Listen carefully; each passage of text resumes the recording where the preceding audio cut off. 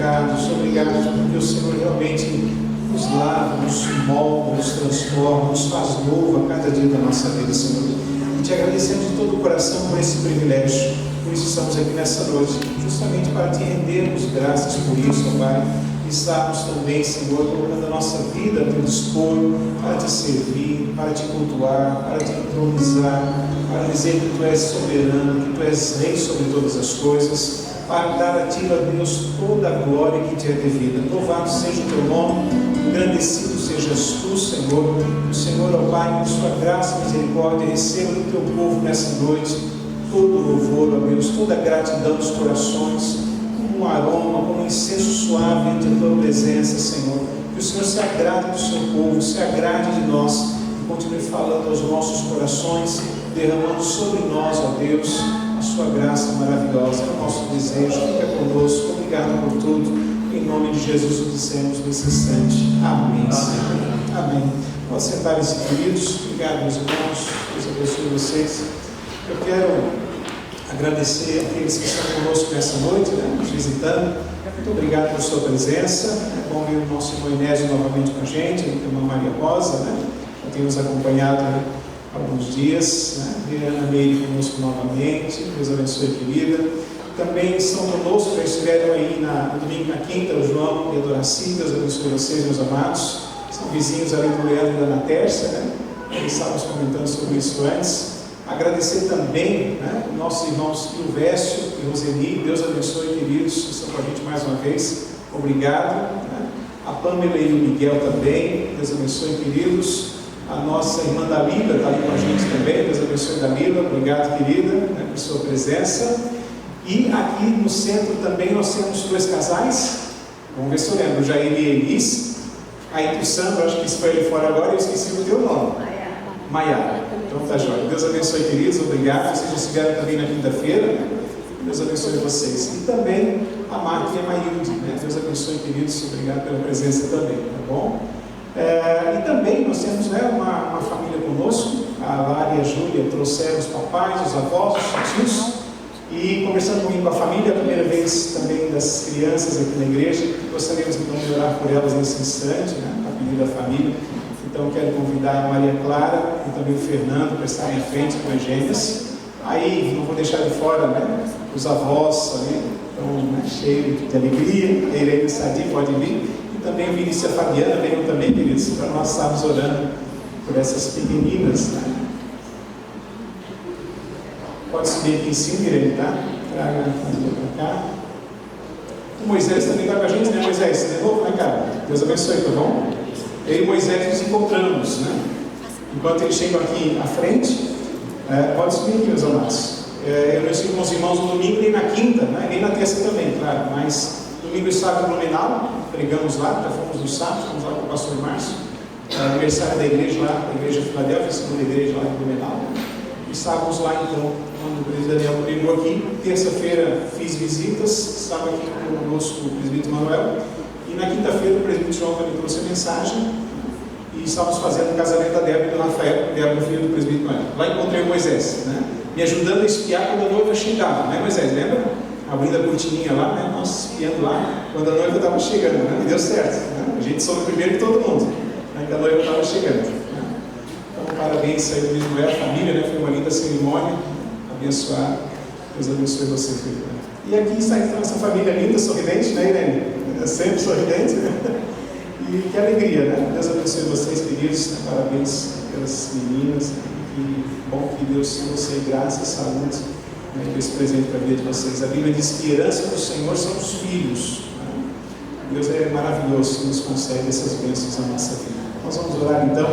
Convido a igreja a ficar de pé no instante, meus amados, mais um pouquinho. Então nós estamos orando, abençoando a vida dessa família e também das gêmeas, Pai querido, obrigado, Senhor. Nós te agradecemos por essa noite mais uma vez e pelo privilégio de termos conosco tantos visitantes hoje e também essa família abençoada, Senhor, que está com a gente nesse instante. Primeira vez também, inclusive, não só do Fernando pai, também da Fabiana, acredito, mas da Lara e da Júlia, Senhor, que recém-nascidas, ó Deus, usufruíram da tua graça e vieram ao mundo cheios de saúde, com a tua bênção, com a tua proteção.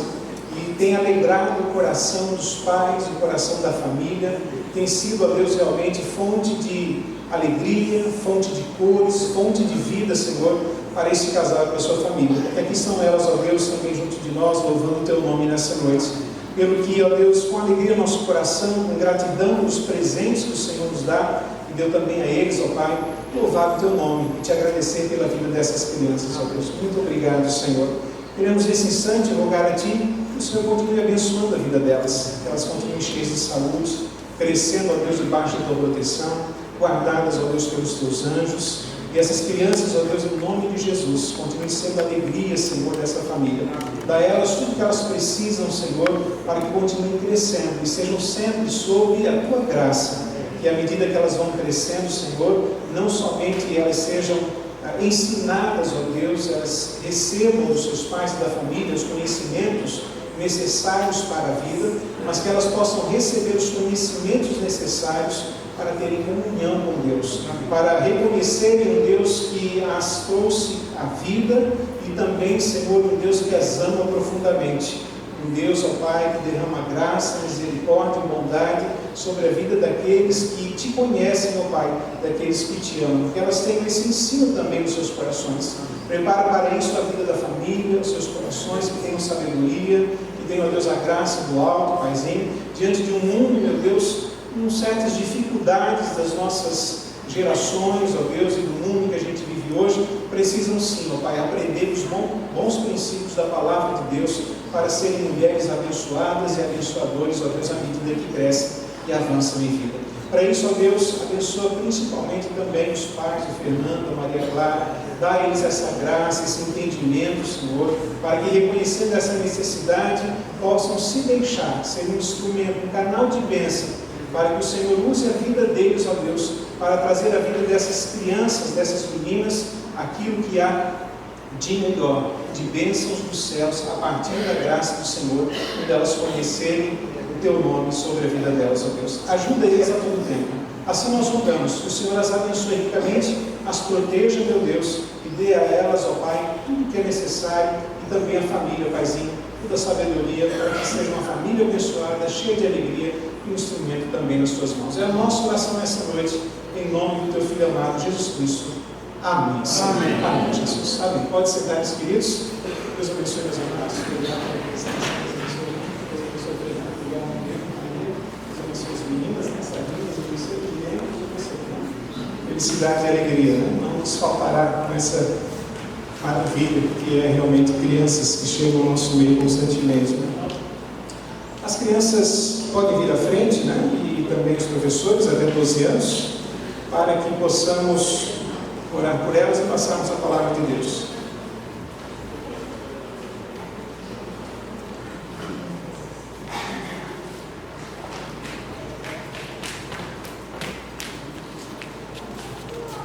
Hilário, vem cá fazendo favor, querido, orar pelas crianças do microfone.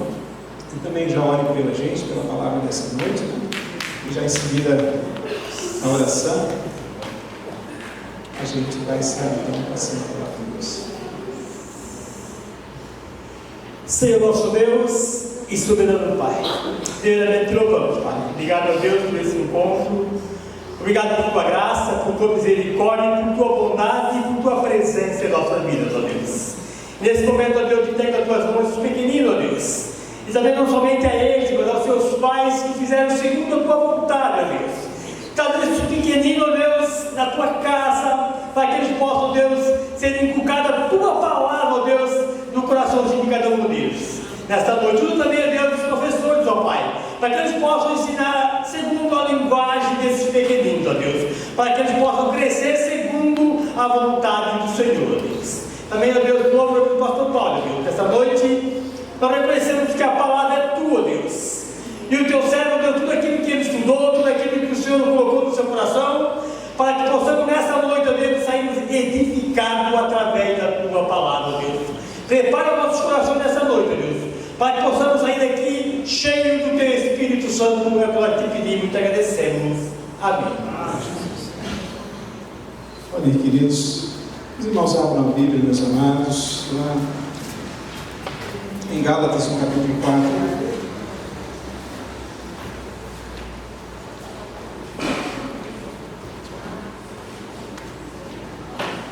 Gálatas capítulo 4.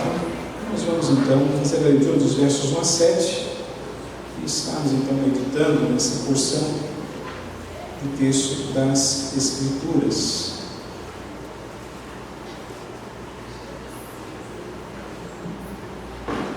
Gálatas capítulo 4, verso 1 a 7. Aproveitamos também para agradecer a presença daqueles que nos acompanham, pelas mídias sociais, agora e também depois pelas gravações. Que Deus abençoe vocês ricamente em nome de Jesus. Gálatas, meus irmãos, capítulo 4, verso 1 a 7, diz assim a palavra de Deus: digo, pois, que durante o tempo em que o herdeiro é menor, em nada difere de escravo, posto que é ele senhor de tudo, mas está sob tutores e curadores até o tempo predeterminado pelo Pai. Assim também nós, quando éramos menores, estávamos servilmente sujeitos aos rudimentos do mundo. Vindo, porém, a plenitude do tempo, Deus enviou seu Filho, nascido de mulher, nascido sob a lei, para resgatar os que estavam sob a lei, a fim de que recebêssemos a adoção de filhos. E, porque vós sois filhos, enviou Deus ao nosso coração o Espírito de seu Filho, que clama: Abba, Pai. De sorte que já não és escravo, porém filho, e sendo filho, também herdeiro por Deus. O presbiterário já orou por nós.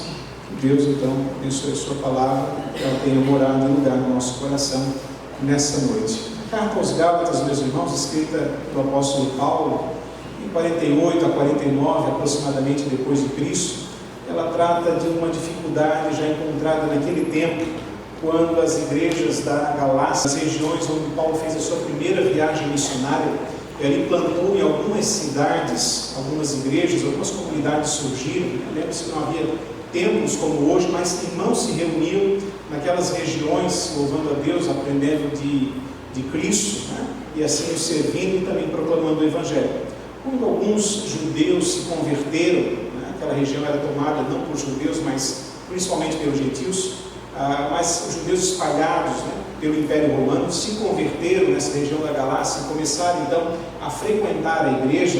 Eles começaram a querer trazer alguns costumes judaicos para serem inseridos na vida do crente daquelas comunidades naquela região.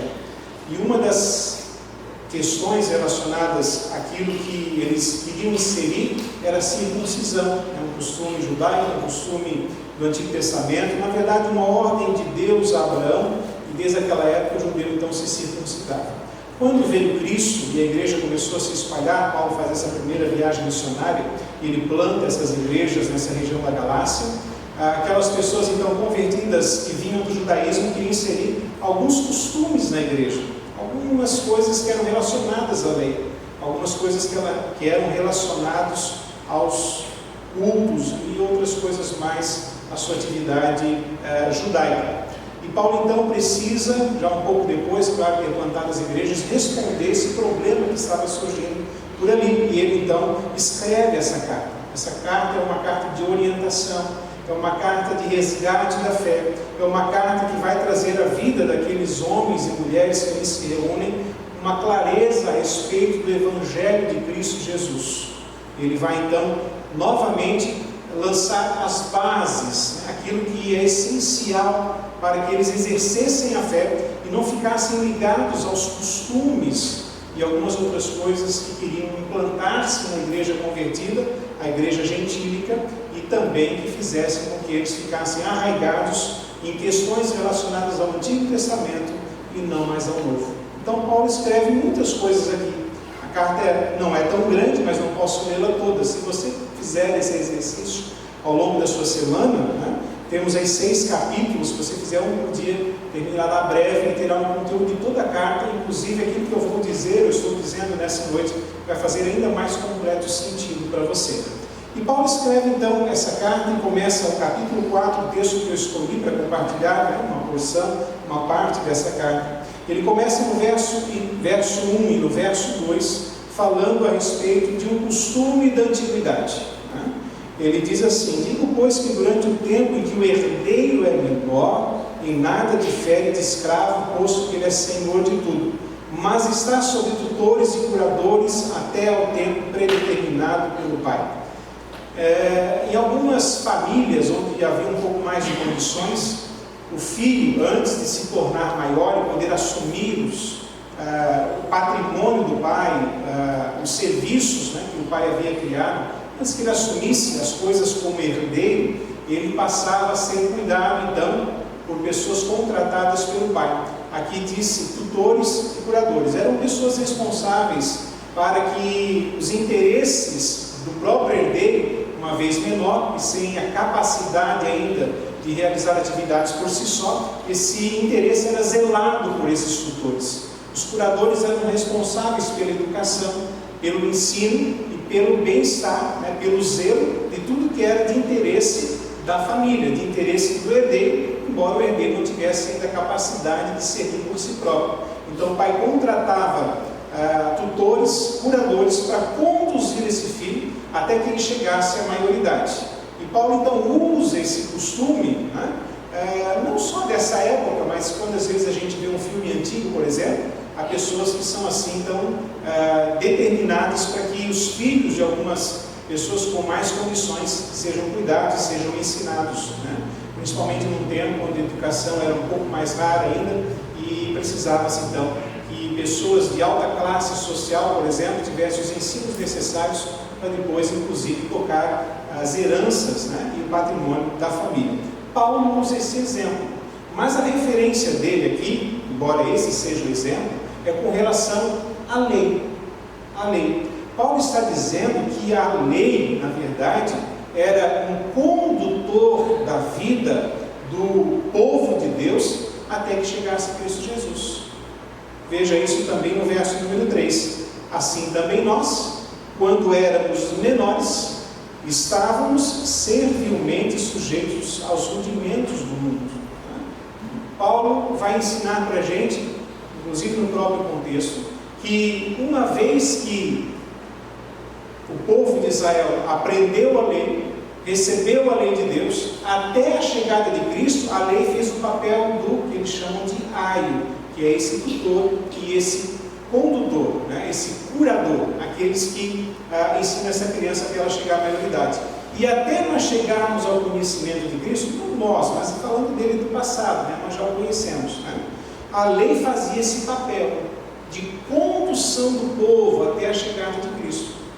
À medida que Deus ia se revelando através do tempo e da história, e a revelação ainda não estava completa, pois Cristo ainda havia de vir, o que Deus faz? Dá a lei ao povo. E o povo vai vivendo essa lei. Mas essa lei não é o final. Essa lei é apenas um condutor até chegar a Cristo. Ela não é a excelência daquilo que Deus deseja de nós.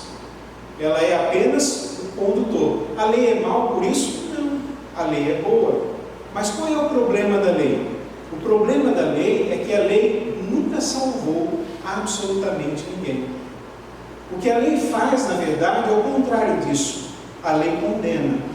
A lei informa o nosso pecado. A lei revela que nós não temos condição de servir a Deus através da obediência dela. É por isso que ela é boa em si, mas ela não pode produzir na nossa vida aquilo que é necessário para termos uma vida com Deus. Eu gosto de usar o exemplo dos sinais de trânsito, né? Suponha que não existisse sinal de trânsito algum. Cada um de nós dirigia como quisesse, sem nenhum problema. Não teríamos, claro, haveriam algumas colisões, né? Mas não teríamos problemas com a lei de trânsito. Mas quando vem a lei de trânsito e a lei coloca uma placa numa estrada, por exemplo, e ela coloca uma placa à lateral da estrada e lá está escrito, né? Não devo estacionar. Quando eu estaciono, o que acontece? Eu estou agora desobedecendo a lei, eu me torno culpado pela minha desobediência. E a lei fazia isso no Antigo Testamento. Por mais que as pessoas se esforçassem, por mais que elas desejassem fazer aquilo que era bom, a lei denunciava que elas não conseguiam. E ela faz isso com a gente também. Ela denuncia que nós não conseguimos agradar a Deus pela feitura das obras da nossa vida. Se você for realmente sincero no seu coração, se você fazer realmente uma avaliação da sua vida, da sua alma, você sabe que uma boa parte das suas decisões e execuções são falhas. que você sabe dentro do seu coração que não são perfeitas, que você não pode agradar a Deus com aquilo que você faz. Pelo contrário, sabendo do que se deve fazer, ou também do que se não deve fazer, quando você está agindo e praticando algo, você percebe que realmente, mais uma vez, aquilo que eu deveria fazer eu não fiz, e aquilo que eu não deveria fazer, eu acabei fazendo. E a lei faz isso, ela nos torna imperfeitos. Por causa da lei? Não, por causa do nosso pecado. A lei aponta o pecado porque ela é perfeita e nós não somos. Mas a lei era um projeto de Deus até um tempo determinado. Por isso que Paulo compara até o tempo especial, até o tempo específico. No verso número 4 vai dizer para a gente qual é esse tempo. A plenitude do tempo. Diz o texto: vindo, porém, a plenitude do tempo, Deus enviou seu Filho, nascido de mulher, nascido sob a lei. A lei não fazia com que o homem pudesse ser salvo. A lei apenas o condenava ainda mais. A lei apenas o colocava no seu lugar, como alguém que não consegue cumprir os mandamentos de Deus. E, portanto, sem cumprir os mandamentos de Deus, não ter um relacionamento adequado com Deus, não ter a salvação, não ter uma comunhão com Deus. Mas já era projeto de Deus, na plenitude do tempo, enviar o seu Filho. O que é a plenitude do tempo? Esse tempo aqui, existem dois tempos na Escritura. O tempo Kairos, que é o tempo de Deus, algo determinado, específico pelo Senhor, que é atemporal, não é tempo cronológico humano. Aqui é no tempo cronológico humano. Ou seja, no dia ideal, no tempo certo, planejado por Deus, no momento da história em que Ele desejou, Ele enviou o seu Filho. Ele enviou o seu Filho. Por que era o tempo certo e o tempo determinado? Porque algumas coisas, naquele momento, favoreciam a vinda de Jesus. Quem estuda Obreiro Aprovado sabe disso, né?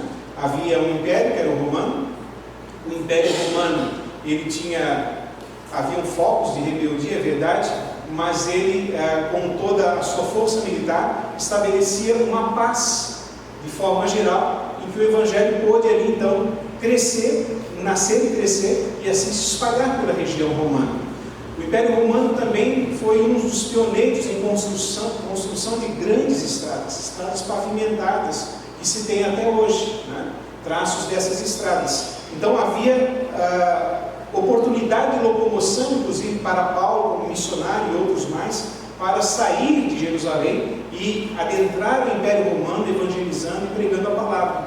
Havia também, né, uma língua, como o inglês é para nós hoje, uma língua comum, né, entre os países para comunicação e negociação. Havia o grego, tanto é que o Novo Testamento, inclusive a carta que nós estamos lendo no seu original, é escrita na língua grega. Então havia toda uma conjuntura de questões já estabelecidas, inclusive através do próprio Império Romano, que favorecia a vinda de Jesus naquela época, para que o Evangelho, inclusive, né, a promulgação do Evangelho, inclusive, pudesse sim alcançar corações, adentrar no Império Romano, depois chegando, inclusive, também à própria Roma e à Europa. Então essa conjuntura era a plenitude de tempo, e Jesus vem justamente nesse momento. E diz o texto que nós lemos aqui, do verso 4, que Deus enviou o seu Filho. O Natal está chegando, né? Quando Cristo vem ao mundo, a celebração, a comemoração de Jesus chegando ao mundo. E diz o texto então que Ele enviou o seu Filho. E diz o texto ainda, né, que Ele foi nascido de mulher. Essas duas coisas se combinam. Deus enviou o seu Filho na condição de Deus, de divino, né? Ele emana de Deus, Ele é gerado por Deus. Jesus é Deus. Mas também Jesus é homem, é nascido de mulher, tem carne, teve corpo físico, né? Teve carne, teve corpo físico. Algumas discussões depois da história ficavam se perguntando se Jesus havia tido realmente corpo. Não, ele nasceu de Maria, né? Ele nasceu de mulher, ele realmente tinha corpo físico. E ele também nasceu sob a lei, que é uma das coisas importantes para a gente pensar. Jesus é Deus, ele se encarna, ele se torna um homem fisicamente, e ele nasce na mesma circunstância que o povo de Deus havia então estado até aquele instante. sobre a lei. Mas a diferença de Jesus é que Jesus cumpriu a lei. Quando nós encontramos aquele texto, né, que nem o tio, nem o J passará até que tudo seja cumprido, Jesus cumpriu a lei. Foi o único que teve a possibilidade de cumpri-la. E quando Jesus cumpre a lei, Ele tira de sobre a nossa vida a maldição, uma expressão utilizada no outro texto, da lei que está sobre nós. Qual que é a maldição da lei? O castigo por causa da desobediência dela. Lembra que a lei ela não consegue nos salvar, porque nós não conseguimos obedecer. A lei apenas aponta o pecado sobre a nossa vida. E o que Jesus vem fazer? Ele vem cumprir a lei e abrir um caminho para que nós pudéssemos então viver através dele, não mais sobre a obediência da lei, sobre as obras realizadas por nós em cumprimento da lei, mas unicamente agora pela fé naquele que veio e venceu todas as coisas, cumpriu a lei, e mesmo sendo homem, 100% homem, 100% Deus, não teve nenhum pecado, cumpriu ela perfeitamente e agradou a Deus. E através da sua vida entregue na cruz do Calvário por nós, Ele realmente nos dá agora graciosamente a salvação, não mais pela lei, mas através da fé em Cristo. Estou pulando um pouquinho, mas não tem problema. Verso 5, olha lá. Quais são as razões, né, da vinda de Jesus? Jesus veio ao mundo, Deus o enviou, o seu Filho. Para quê? Para resgatar os que estavam sob a lei. Nós, que estávamos sob a lei no sentido pejorativo, no sentido de sermos agora condenados pela lei, malditos pela lei, por causa da nossa não capacidade e não condição de cumprir a lei que Deus deu. Lembre-se, a lei não é ruim, mas nós não temos capacidade de cumprir. A Bíblia diz para que a gente não mate. E você pode dizer, graças a Deus, pastor, realmente nunca matei ninguém. Mas Jesus vem e diz, olha, se somente você disser alguma coisa para alguém e ferir essa pessoa no seu coração e na sua alma, você já descumpriu esse mandamento. A Bíblia diz nos mandamentos, né, um dos 10, por exemplo, não adulterarás. Jesus vem e diz, olha, somente um homem olhar para uma mulher e no seu coração tiver intenção impura com relação a ela, para a mulher e nem também, você, eu, já cometemos adultério. Quem escapará do cumprimento da lei? Né? Quem escapará da condenação da lei melhor? Porque cumprir a gente não consegue. É aí que entra Jesus na história. E essa é uma das coisas que as pessoas não sabem, não compreendem. Qual é a razão de Jesus ter vindo? Não é uma mera história. Daqui a pouco vem o Natal, a gente vai falar um pouquinho sobre Natal mais adiante, né? Natal não é uma história bonita. É bonita, mas ela não vem para ser bonita só e ser cantada, que coisa mais linda, né? E a gente ter toda uma série de benefícios de Natal, como troca de presentes, uma iluminação bonita, um espírito até mais alegre das pessoas, porque vem chegado aí as festas, né, fim de ano, férias para alguns, né, e essas coisas assim. Não. A história da vinda de Jesus é uma história decisiva, inclusive, sobre a nossa vida. Não há possibilidade do ser humano ter conhecimento de Deus, alcançar o presente de salvação de Deus, estamos sob a lei. E você pode dizer, não, mas eu não vivo sob a lei, sobre o rito judaico, depois eu vou ler um pedacinho, que é mais do que a lei, né? Os ritos judaicos também estavam penetrando nas igrejas, né? Você pode dizer, não, mas eu não tenho nenhuma dessas coisas na minha vida. Mas muitas vezes, sem conhecimento da história, nós criamos regras para a nossa própria vida. Criamos as nossas leis, criamos os nossos achismos sobre Deus, sobre a salvação. A gente acha que fazendo isso pode ser salvo, sendo um pouco mais assim, Deus vai olhar para mim com certeza com uma afeição melhor, porque eu, né, sou uma pessoa diferente, e a gente vai achando que talvez, né, criando essas leis para nós mesmos, eu sou uma pessoa bondosa, eu acho que se eu não maltratar ninguém, pagar minhas contas, tudo, então com certeza Deus vai olhar para mim. A gente acha, ou as pessoas acham, ou às vezes se faz uma menção de regras para o nosso próprio coração, como se através daquilo que nós criamos de regras, nós mesmos não descumpríssemos essas regras. Não precisa nem ser a lei de Deus, as nossas próprias regras, os nossos próprios princípios e aquilo que nós achamos, embora os nossos achismos não são a palavra de Deus, são descumpridos constantemente pela nossa vida. Quanto mais se dirá dos mandamentos de Deus. É por isso que é necessário Cristo para a nossa vida. É por isso que Deus o enviou, não é um plano dele. Já estava tudo realmente predeterminado por Deus. Deus, quando deu a lei, ele tinha certeza absoluta que ela seria apenas um condutor. Ele deu a lei justamente para que o homem chegasse à conclusão e dissesse: realmente eu não consigo cumprir a lei de Deus. Os maiores problemas no tempo de Jesus com relação às classes de saduceus, fariseus, etc., é que eles não tinham a consciência necessária para entender que aquilo que eles faziam, os rituais que eles programavam, o cumprimento da própria lei, que alguns ainda por si conseguiam cumprir, levaria eles ao relacionamento com Deus. Mas como eles acharam que sim, que as obras que eles faziam eram definitivas para esse relacionamento com Deus, eles não puderam chegar a Cristo. E aí então, o que eles fazem? Se orgulharam no seu coração. Obrigado, Senhor, porque eu não sou como um pecador, eu dou o dízimo, eu jejuo 2, 3 vezes por semana, eu sou uma pessoa realmente gabaritada, eu estou aí por dentro da lei. Mas não enxergavam. Como o próprio Jesus disse, que dentro deles havia realmente claras necessidades de salvação. Jesus os compara a um sepulcro, que por fora está ornado, mas por dentro só há podridão, só há coisas perecíveis, em decomposição.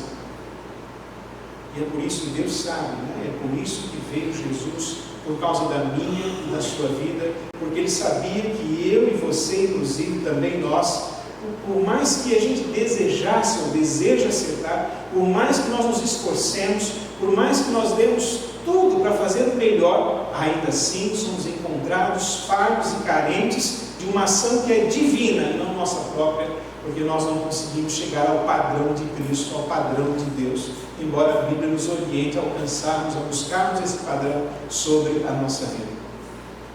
E aí vem Cristo. Cristo faz com que agora, não que não precisemos cumprir os princípios da lei, pois eles sempre serão válidos e eternos, mas não estarmos mais agora sendo condenados por causa da desobediência da lei. O hino que nós cantamos, o texto que nós lemos, a oração que nós fizemos, é realmente uma verdade da palavra de Deus para a nossa vida, que nos leva profundamente a uma reflexão e uma real condição de perdoados, de lavados no sangue do Cordeiro, de Cristo Jesus, porque sem Ele seria impossível nós realmente recebermos o presente de Deus na nossa vida.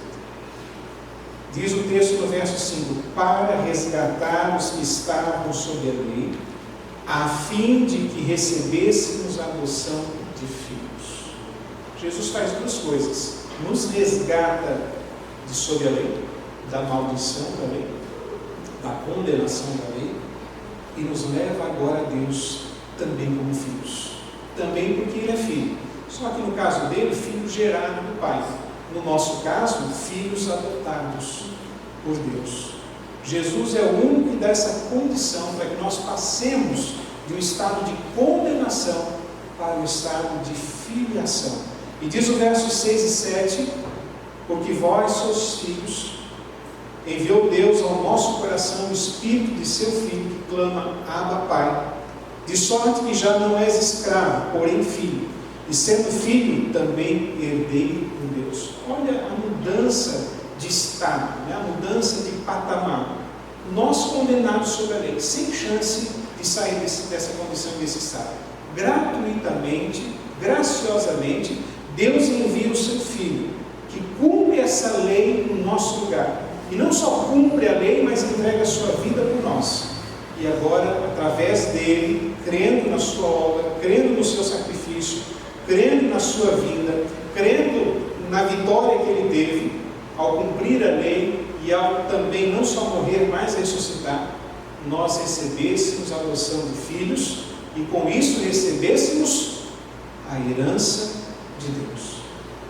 Por isso que Paulo diz, olha, nós quando éramos menores, estávamos naquela condição, mas agora crescendo veio Cristo, e Cristo nos tira daquela condição e nos dá a condição outra de sermos filhos e recebermos sobre nós agora as bênçãos de Deus, recebermos as graças de Deus na nossa vida, que nos ajudam nessa vida aqui, mas culminam com muita glória na vida que vamos viver após esta. Na vida que nós vamos viver após esta. Eu vou ler mais um pedacinho de trecho, quero que você me acompanhe, porque elucida aquilo que falei até agora e que lemos. Está no versículo 23, mas no capítulo 3 é o texto anterior a esse, e eu quero que você, eu vou ler pausadamente para que você perceba tudo que eu falei também até agora. Mas antes, está lá no verso 23 do capítulo 3, mas antes que viesse a fé, ou seja, no tempo da lei, estávamos sob a tutela da lei e nela encerrados, para que, ou melhor, para essa fé que de futuro haveria de revelar-se. Que fé de futuro é essa? A fé em Cristo depois que Ele veio, que revelou-se ou foi revelada após a vinda dele. 24. De maneira que a lei nos serviu de aio, aquele condutor, lembra? Daquele que era o tutor, daquele que era o curador, nos serviu de aio para nos conduzir a Cristo, a fim de que fôssemos justificados por lei?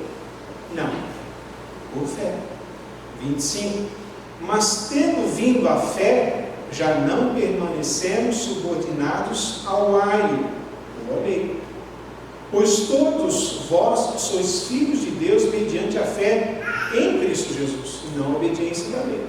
Porque todos quantos fostes batizados em Cristo, de Cristo vos revestistes. Dessarte, não pode haver judeu nem grego, nem escravo, nem liberto, nem homem, nem mulher, porque todos vós sois um em Cristo Jesus. E se sois de Cristo, também sois descendentes de Abraão e herdeiros segundo a promessa. Faço mais uma observação aqui. Uma das coisas que a maioria das pessoas pensam, e a gente precisa refletir um pouquinho para poder seguir, é que no Antigo Testamento as pessoas foram salvas porque elas obedeceram à lei, já que Cristo ainda não havia vindo. Não é verdade. Não é verdade. Pela lei ninguém se salvou. Absolutamente ninguém, porque ela continuou fazendo o seu papel de mostrar a desobediência e por isso condenar e nos tornar culpados perante Deus.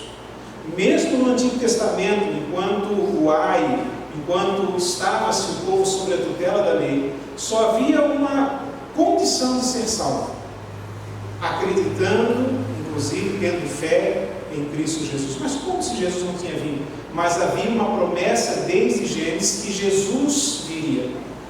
E essa promessa de Deus na Escritura, ao longo de todos os livros, ao longo da história, fazendo com que as pessoas que crescem nessa palavra, crescem nessa promessa, recebessem então a graça divina de terem comunhão com Deus e serem salvas. Desde os primeiros tempos, a salvação só se dá por um único meio exclusivo, Cristo Jesus. É por isso que Ele é extremamente importante. É por isso que Ele é o ápice da Escritura. É por isso que Ele é o centro de todas as coisas. É por isso que Ele é o caminho.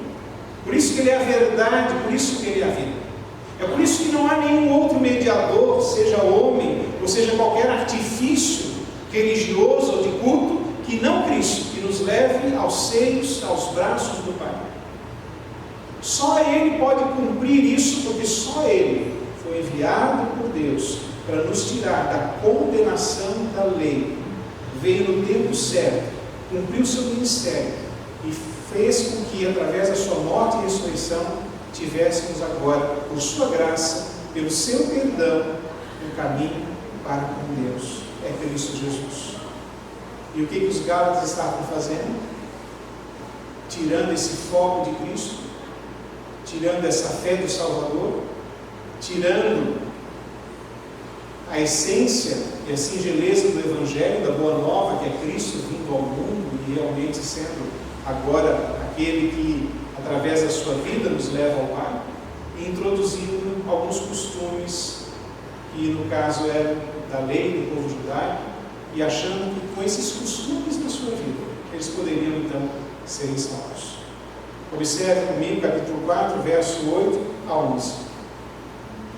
Diz assim então a Escritura: outrora, porém, não conhecendo a Deus, servis a deuses que por natureza não são.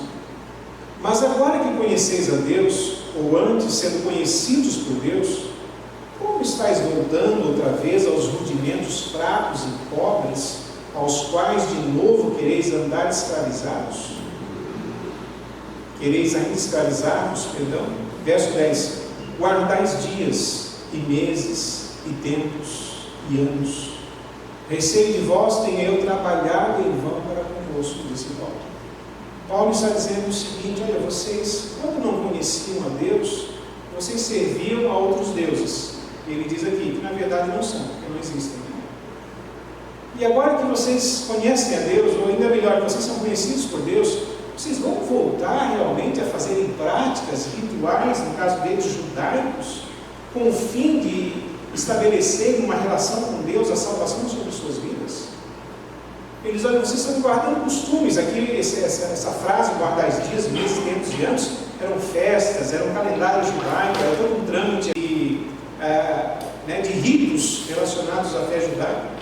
E ele está dizendo, vocês vão cair nisso de novo, vocês vão fazer isso, não vão voltar, vão se reduzir a essa condição agora que conheceram a Cristo, agora que sabem que vocês são salvos pela fé, que o que é necessário para receber essa graça divina é exclusivamente a fé. Vocês vão introduzir de novo na vida de vocês uma série de costumes que não vão levar a lugar nenhum. E ele reclama, no verso 11: receio, tenho medo de vós, de que vós, ou entre vós, eu tenha trabalhado em vão. É o receio de Paulo. Irmãos, no nosso meio, no nosso mundo, muitas e muitas vezes, não mais os ritos judaicos, embora algumas igrejas procuram introduzir, o toque de chofar, o candelabro sobre a mesa, a bandeira de Israel, etc. Embora haja algumas inserções de ritos judaicos em algumas igrejas, tidas inclusive algumas por messiânicas, ou seja, eles esperam a vinda de Jesus. Há muitos outros costumes, há muitas outras coisas que nos são inseridos na nossa sociedade, inclusive evangélica. Ritos que não têm nada a ver com a Escritura, ensinos que não partilham da palavra de Deus, e uma série de coisas que querem adentrar no nosso coração, para que nós achemos que, tendo fé em Jesus e fazendo mais uma coisinha, mais um adendozinho, a gente receba de graça a salvação sobre a nossa vida. Não vamos, nós que cremos em Cristo, voltarmos a usarmos de artifícios da nossa vida, achando que por fazermos algo mais, Deus olhará por nós de forma diferente. A única coisa que pode mudar completamente a nossa vida é olharmos para Cristo Jesus, para a salvação que há na cruz do Calvário. Do contrário, essas passagens e a própria Escritura não nos trariam claramente esses ensinos a respeito de Jesus. Paulo deixa claro, fala da lei, fala dos costumes judaicos, fala o que estava acontecendo lá em Gálatas, e diz: mas Deus enviou o seu Filho, nascido de mulher, nascido sob a lei, para resgatar aqueles que estavam sob a lei, para nos resgatar de ordenanças, de costumes, de coisas que colocadas junto da fé não levam a lugar nenhum. E há tanta gente vivendo isso. Purifiquemos o nosso coração, olhemos para Cristo, paremos de olhar para as coisas que não nos levam a lugar nenhum, são costumes humanos, são novidades dessa geração e dessa época, que tiram a beleza da singeleza e da essência do Evangelho para as nossas vidas. Os nossos olhos devem estar fitos em Cristo, e a nossa fé única e exclusivamente nele. Absolutamente nada fora disso poderá produzir em nós tamanho efeito de sermos resgatados da maldição da lei e sermos adotados por Deus como filhos amados, com o direito, não porque merecemos, mas porque Cristo conquistou por nós, as heranças celestes, as bênçãos da eternidade, que podem sim estar sobre a nossa vida, quando Cristo é o nosso Senhor e Salvador, e nada mais é colocado no seu lugar. Nada mais é colocado no seu lugar. Por isso, para encerrar, pense o seguinte: 3 coisas. Primeiro, não permita que ensino de espécie alguma, que não seja bíblico, distraia a sua fé. Tudo deve ser examinado pelo crivo da Escritura. Se não tiver na Escritura, rejeite. Não seja distraído quanto à sua fé em Cristo. Lembrei-me agora, vou mencionar brevemente, sem muitos detalhes, mas que um grupo meu pela manhã da escola dominical, ali atrás no salão social, compartilhei o áudio de um vídeo, nem o vídeo em si, mas um áudio de um vídeo, em que um pregador dizia que os demônios gostam de água, porque Deus modificou as moléculas deles para que eles gostassem de água. E eles dizem então, ele usa um texto da Escritura dizendo que quando Jesus expulsou o demônio do Gadareno, os demônios, era uma legião, foram para os porcos se lançaram na água. E ele diz então que os demônios, eles adentram o corpo humano, porque o corpo humano tem 70% de água e o cérebro 77% de água. Isso é um absurdo, não está na Escritura absolutamente nada disso. O demônio não precisa de água e nem Deus modificou a molécula. Com que ensino? Com que aprendizado? Com que escritura ou texto pode dizer uma coisa dessa? E dizendo para um monte de gente, e as pessoas aplaudem e acham aquilo maravilhoso, como se fosse verdade. E se fosse, Deus não disse nada. Eu não posso afirmar uma coisa dessa em lugar nenhum. Mas muitas pessoas estão sendo distraídas por mensagens, por explicações, por pregações, que na verdade são heresias, são doutrinas falsas, enganam as pessoas, usam elas como instrumento de arrecadação financeira, colocam na sua vida objetos que não têm absolutamente nada a ver com o Evangelho, tirados do Antigo Testamento, fazendo com que as pessoas levem para suas casas a troco de dinheiro, para que elas então, com aquele auxíliozinho, com aquela muletinha, recebam alguma coisa de Deus. Pois Deus já condenou isso claramente nas Escrituras, constantemente. As pessoas não têm lido a Escritura e têm permitido que adentro chegue a sua fé. Não permita que ensinos não bíblicos distraiam a sua fé. Não permita. Segundo,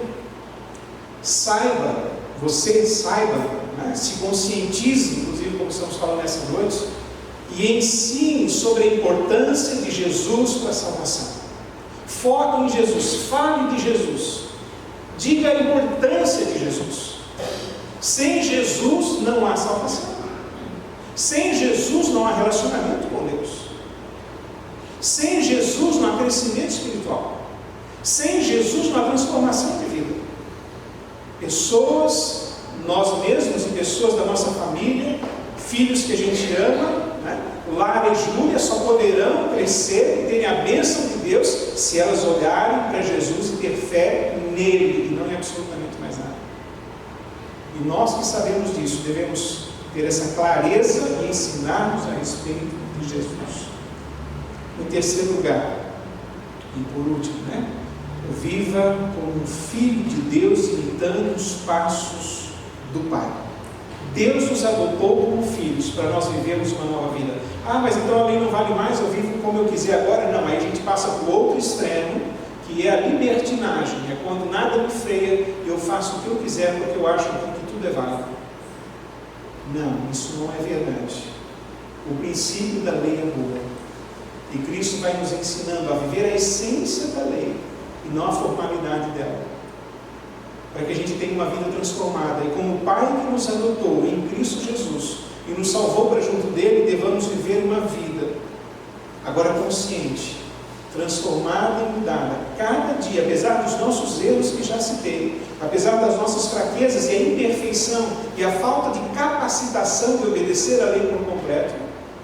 Coloquemos na nossa vida os princípios de Deus para fazermos a sua vontade e andarmos como filhos amados desse Pai Celeste, resgatados e herdeiros de uma herança que não se pode comprar por dinheiro, nem por nenhuma outra coisa existente na face desse universo. Absolutamente nada. vivamos uma vida segundo o Evangelho de Deus.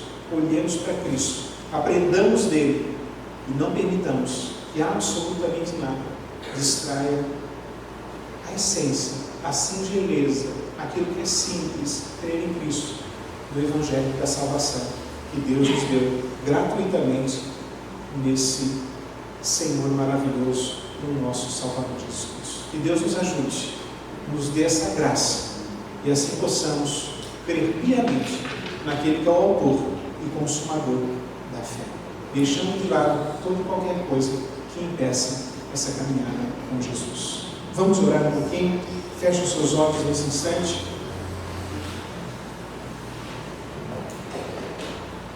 Baixe a sua cabeça e olhe ao Senhor. Acaso há algo que esteja distraindo a sua fé? Acaso você tem cultivado no seu coração as suas próprias ideias e seus achismos com relação ao que deve ser feito para caminhar com Deus? Acaso você acha que as novidades e as invencionices de muita gente desse século e dessa geração são realmente condutores de uma vida com Deus? Você tem ciência da importância de Jesus na sua vida, na vida da sua família, na vida das pessoas que você ama? Você tem ciência do grande benefício em Cristo ao ser adotado, ao receber uma herança que jamais alguém poderia colocar? Você tem caminhado com Cristo como um filho amado, sabedor dessa herança e aguardando o bendito dia quando definitivamente estivermos com o Pai para sempre? São algumas perguntas para refletirmos na nossa oração. Querido Deus, obrigado, Senhor, por estarmos aqui, nos lembrarmos mais uma vez da Tua Palavra e também, Senhor, dessa porção do texto que Paulo nos ensina que Cristo é o nosso Senhor e o nosso Salvador. Veio ao mundo com um propósito de não permitir que recebêssemos o castigo por causa dos nossos pecados, não recebêssemos sobre nós a ira de Deus por causa da desobediência da nossa vida, a lei, aos princípios dos mandamentos de Deus. E vindo Ele ao mundo, cumpriu perfeitamente a lei, morreu na cruz do Calvário, ressuscitou, se tornou o Senhor e Salvador das nossas vidas. Mas na nossa caminhada, às vezes, Senhor, nós temos nos distraído, olhado para os lados, Senhor, e procurado adicionar ou acrescentar ao nosso coração, à nossa vida, à nossa fé, aquilo que é além, que vai além da essência, dos princípios, da singeleza do Evangelho. Mas nessa noite, ó Deus, nós nos voltamos a Cristo, olhamos para Ele, colocamos a nossa vida nele, entendemos, ó Deus, que não é nada que fazemos, ó Pai, não é nada que possamos fazer, não são, ó Deus, os nossos méritos, não é o nosso conhecimento, não é absolutamente nada que podemos fazer ou pensar, mas única e exclusivamente a graça salvadora que emana de Jesus para a nossa vida, daquele que entregou-se por nós, daquele que realmente fez toda a obra, todo o trabalho, daquele que fez tudo que poderia ser feito, daquele que foi um sacrifício vivo, um sacrifício perfeito, um sacrifício eterno, um sacrifício eficaz, aquele, ó Deus, único que poderia realmente interromper esse fluxo de condenação, de morte, de pecado e destruição da nossa vida. Ele é esse veículo, ele é esse meio, ele é o único mediador, o caminho da verdade e a vida, aquele que nos resgatou realmente, aquele que nos deu a condição de sermos recebidos como filhos adotivos do Pai, aquele que plantou no nosso coração o seu Espírito Santo, aquele que trouxe à nossa vida não mais a escravidão, mas o direito de viver como filho, tendo a herança eterna sobre nós, a partir da sua graça, da sua misericórdia e do seu amor. Por isso, Deus, nessa noite nós queremos reafirmarmos o nosso compromisso com o Senhor, olharmos para Cristo Jesus, vivermos por Ele e entregarmos a nossa vida piamente a Ti, aos ensinos da Tua Palavra, para que a Tua vontade seja plena em nossa vida. Assim, orando a Deus nesse instante, rogamos essa graça sobre nós, essa instrução, ó Deus, e esse direcionamento. Ajuda-nos, ó Deus, para que assim seja, e vivamos esse Evangelho verdadeiro e único, poderoso e salvador que está sobre a nossa vida, em nome do Teu Filho amado, Jesus Cristo. Amém, Senhor. Amém, Jesus. Ouvemos. Nós estamos debaixo da graça divina. Cantemos. As correntes do pecado já não podem nos prender, porque Jesus é o mediador de uma nova aliança. Somos sacerdote, nosso Senhor, sepultados com Cristo, ressurgimos com Ele, pela glória do Pai. O seu grande poder, Espírito Santo, que nos faz prosseguir como firmes para o alto, aleluia, em novidade de vida. Que é isso, irmãos? É a graça, a abundante graça revelada em Jesus, o presente de Deus a nós. Graça, abundante graça. Sim, Ele é justo e justificador. Sim, Jesus é o nosso Senhor. Vamos cantar no início, aprender. Nós estamos debaixo da graça divina. Por isso, as correntes não mais, já não podem nos prender, porque Jesus é mediador de uma nova vida perfeita. Somos sacerdote, nosso intercedendo por toda a eternidade, sepultados com Cristo, ressurgimos com Ele, pela glória. Obrigado, Espírito Santo, pelo seu grande poder, que nos faz prosseguir firmes para, sem distrações, em novidade de vida.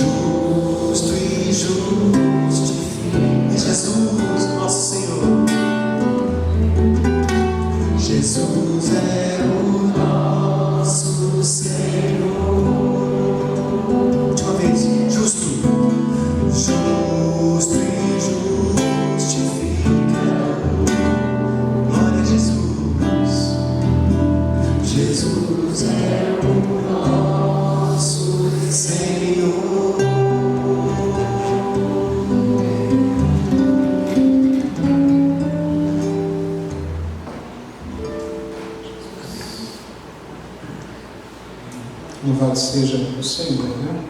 Vamos passar os avisos para nós encerrarmos o nosso culto com oração posteriormente.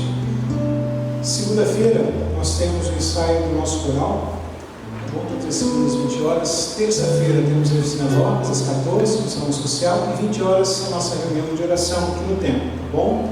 8 horas da manhã de quarta-feira, SAF se reúne com consagração aqui no templo.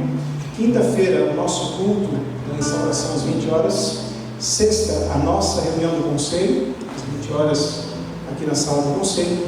E no sábado, meus irmãos, às 8 da manhã, começa aqui o congresso da SAF, da Federação de SAFs, do nosso presbitério, né, do PRIC, Presbitério da Integração Catarinense, tá bom? A atividade feita, mas eu tenho no WhatsApp lá, né? Tem que ficar expandindo um pouco mais. Então é o 21º congresso da Federação, tá bom? Começa às 8 da manhã e nós vamos então até o final do dia, que todos sábados estaremos aqui presentes, né? Domingo é a nossa escola dominical, lembrando que nós vamos para a segunda parte da lição número 6, e de noite nós temos então o culto da família.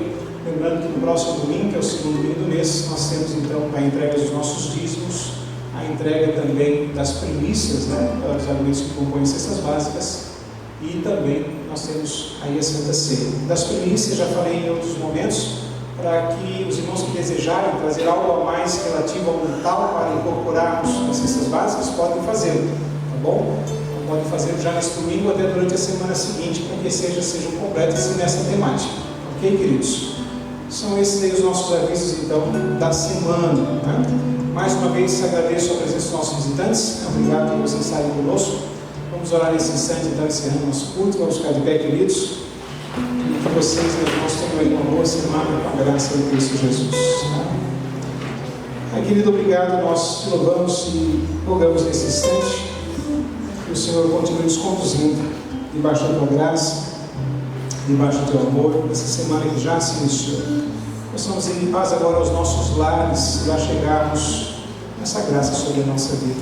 E a semana que surge, que segue, a semana, ó Deus, que amanhã é mais intensa pelo dia de trabalho, possa, ó Pai, nos desafios que a vida nos oferece, fazer com que na reflexão da tua palavra possamos assim, Paizinho, debaixo da tua proteção e dos teus cuidados, termos vitória e sermos então conduzidos por Ti. A Tua palavra arraigada no nosso coração produza frutos, ó Deus, para a vida eterna. Cristo Jesus seja o nosso alvo, Cristo Jesus seja o nosso foco a todo momento da nossa vida, mesmo no trabalho, nos estudos, nas tarefas domésticas, em qualquer situação, ó Deus, de decisões ou de feitos da nossa vida. Pai querido, nos ajude a isso, nesse momento, nessa semana e na nossa vida.